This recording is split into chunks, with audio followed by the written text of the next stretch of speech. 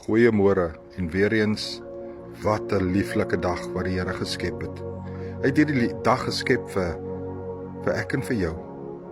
En dink net hoe wonderlik is dit dat ons weer eens kan leef tot eer van hom.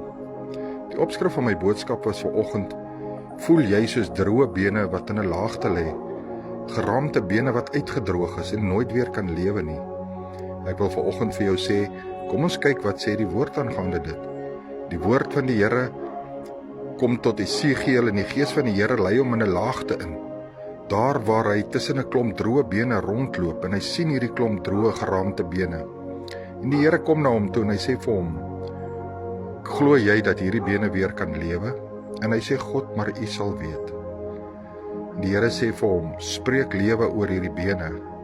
En Esegiel doen dit en die lewe, die droë bene, die geraamte bene begin lewe, soek elkeen sy eie maatjie. Hulle kry weer vlees en hulle lewe. En daarom wil ek vanoggend vir u sê, wat is die boodskap vir u en vir ek hierin?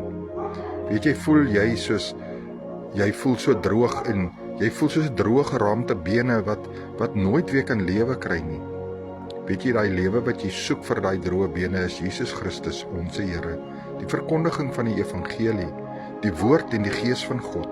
Laat toe dat die gees van God in die hart opereer, dat hy neem Jesus Christus aan as jou redder en jou saligmaker en jy sal sien, jy sal waarlik begin lewe.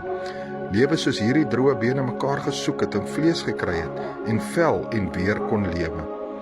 Ek wil vanoggend hierdie saak by u laat en weet net dat u kan waarlik lewe met Jesus Christus in die lewe en die gees van God wat u lei.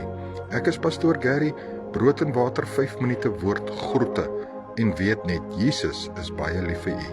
Amen.